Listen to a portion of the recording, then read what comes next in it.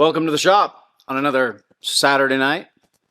I'm doing a little tech video tonight on oil coolers. So tonight I'm going to walk you through this new kit from Jake's Fabworks. It's a high flow oil cooler kit. It uses a sandwich plate style takeoff from the factory oil filter housing, and it allows us to basically take the high flow oil, run it through a cooler, dump it back into the engine, and then still retain the factory oil filter housing. In addition to that, I'm going to show you the Insane Diesel bypass filtration system that I've been running on my personal vehicle for several years now.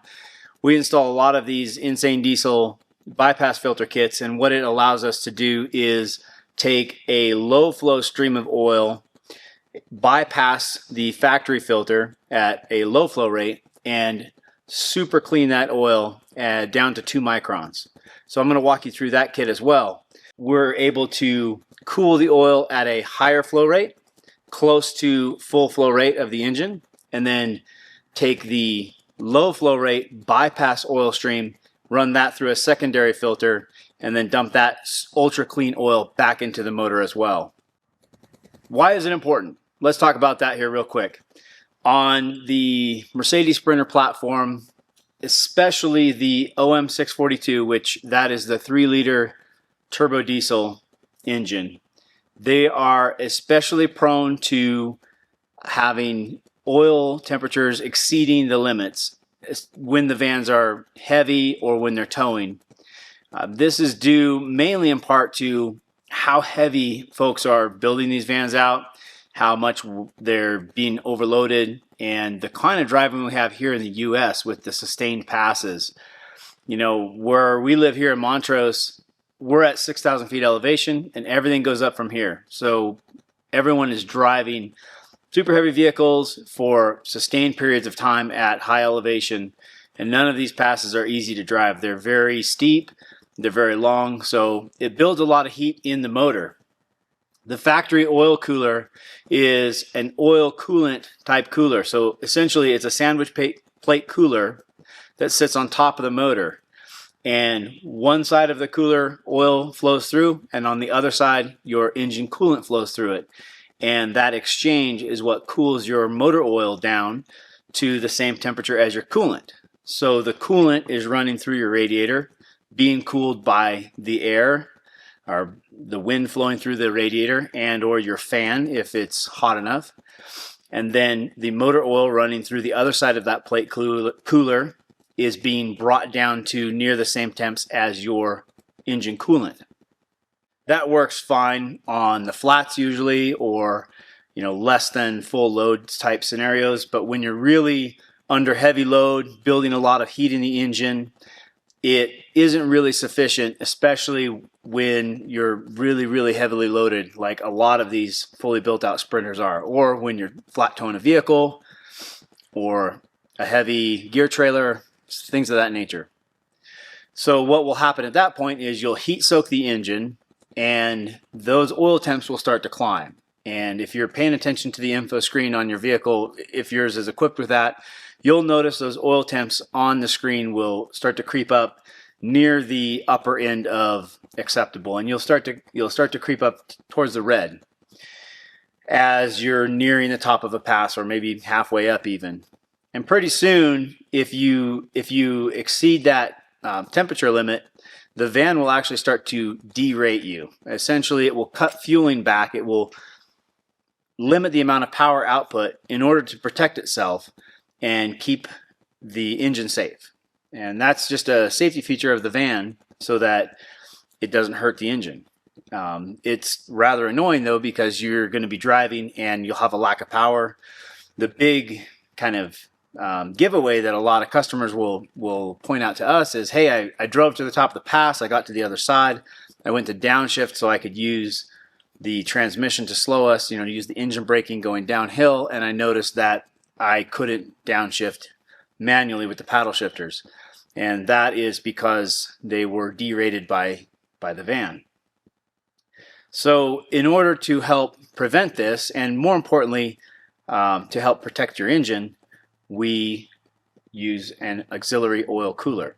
And this kit from Jake's Fabworks is really, really phenomenal. It's a very noticeable 30-degree drop in temps on the dash.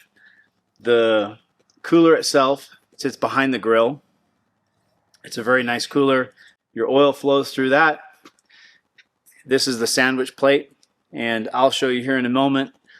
Essentially, you unbolt the filter housing from the engine, bolt this plate in between the engine and your filter housing, put the filter housing back in place, and then your oil will flow through this block out to the auxiliary cooler and then back in through this block after flowing through the stock filter housing. This is the bypass filtration kit from Insane Diesel. This is the secondary filter housing.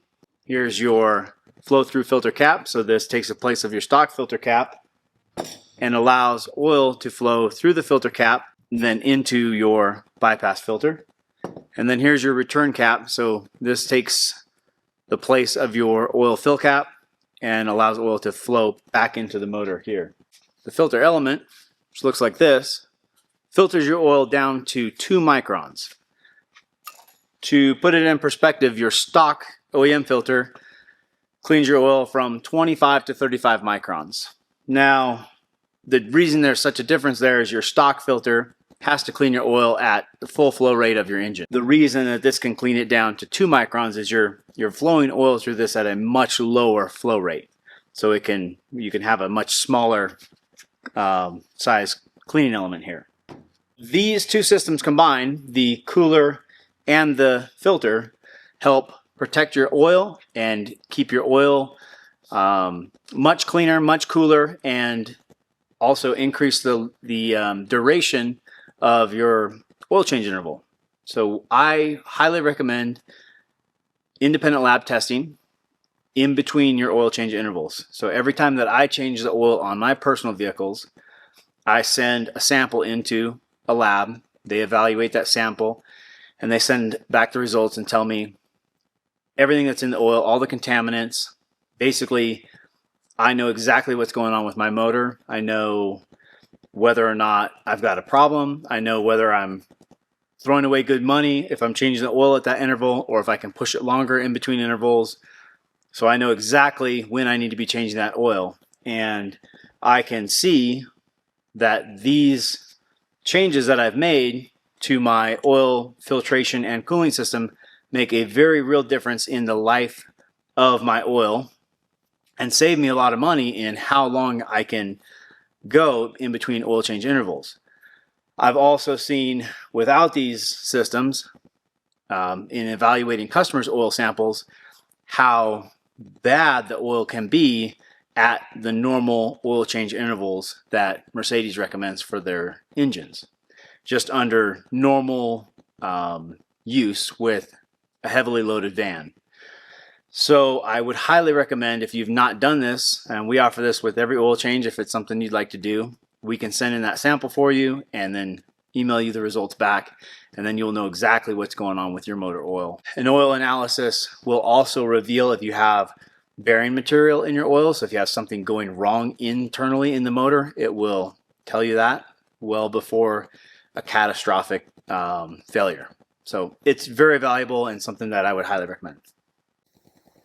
All right, so I've got my intake off, my air box is out.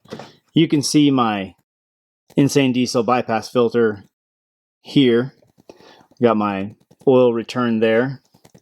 And over here on this side, we have our filter housing. This is the Insane Diesel flow-through cap. On yours, you probably just have the stock cap, so this is going to look a little bit different. It's just going to be a black plastic cap. Yours will probably look just like this. To install the oil cooler, you're going to need to remove this whole assembly that is bolted to the motor. If you have hydraulic power steering, which my van does not because it's two-wheel drive, but if you do, you're going to need to unbolt the power steering reservoir, which sits right here, and relocate that. Those brackets come with the kit. And then you will bolt the sandwich plate between the housing for this filter and the block and bolt this housing back together. Then you will route the hoses down underneath of the headlight, and they will come out here and go to the front here in the grill. Oh, now we have the filter housing off of the motor, and you can see the 3 bolt holes here. These are the bolts that need to be removed. These are a T40. It makes your life a lot easier if you remove the 2 T30 bolts that hold this windshield washer reservoir in place. Those 2 bolts are located down here. Remove those 2, then you can lift this up and push this out of the way. The gasket is usually retained here in this machine groove on the motor side. So clean that up with a cloth and make sure that everything is still in place there and clean before you go put the sandwich block into place. Okay. So here's the sandwich block. This is going to go between your stock filter housing and the motor. The gasket that you install into the sandwich block goes facing the filter housing. Line up the gasket with the groove, and there's 3 bolts already supplied with the kit.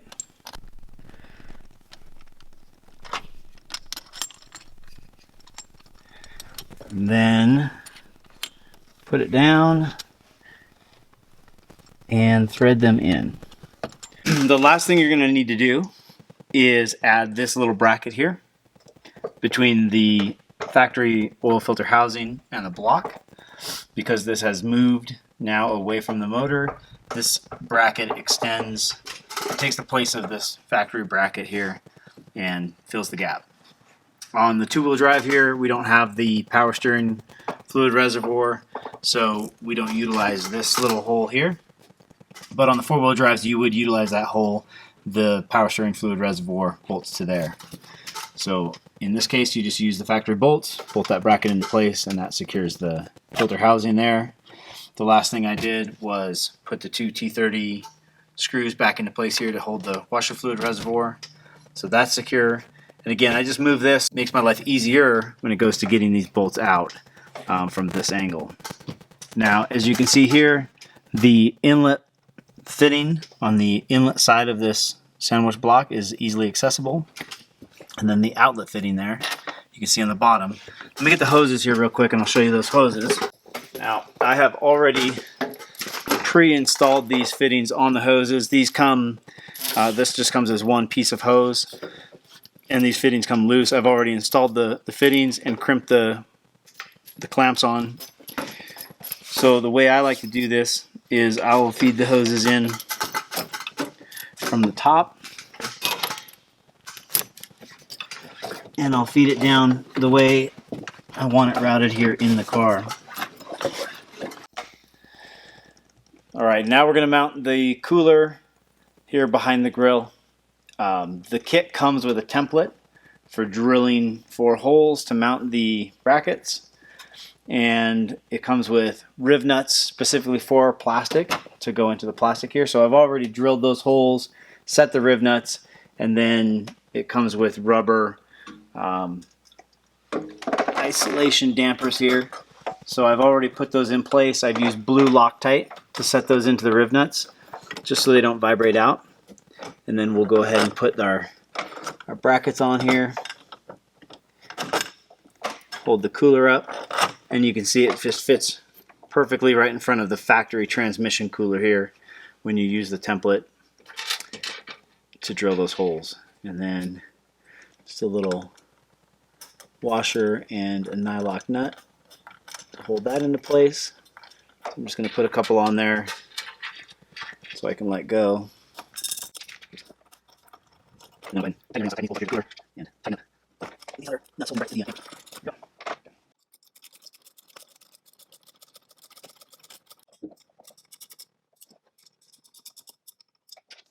Now that we have the cooler hung, I've got the lines attached to the sandwich block and now routed up underneath of the headlight. I went ahead and cut a hole in this little air duct here. I just used a multi-tool to cut a square hole in here. You could use a step drill if you wanted to do 2 round holes. I just do a nice square notch so I have plenty of room. So I route the line so that there's a nice bit of slack running through underneath the headlamp. It's very important that you identify which line is in and out from the sandwich block. So right now I have the line that's going into the sandwich block. So on the cooler, we've got a one-way valve going in to here on the cooler, hence this will be out.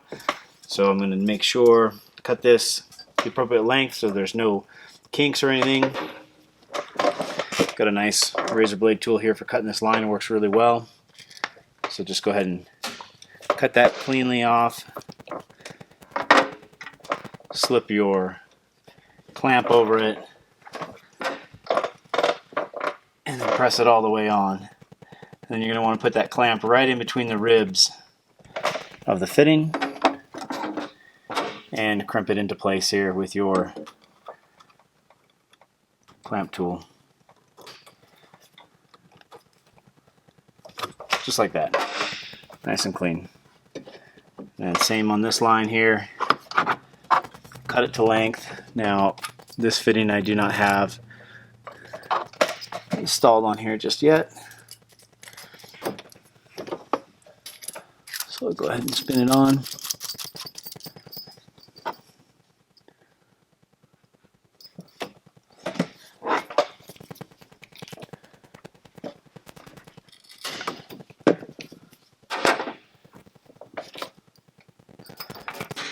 Clamp.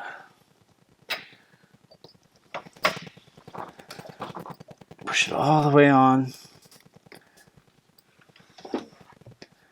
Nice thing about these pliers is you can grip them sideways or from the front.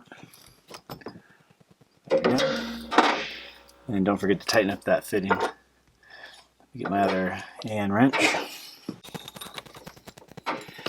You don't have to use these fancy aluminum Allen wrenches, but they're nice because they won't mark up your anodized fittings where normal wrenches will. So those are tight. And then I'll just run a zip tie right here to the cooler bracket to hold that in place. And then you're done on the front, you can put your grill back together.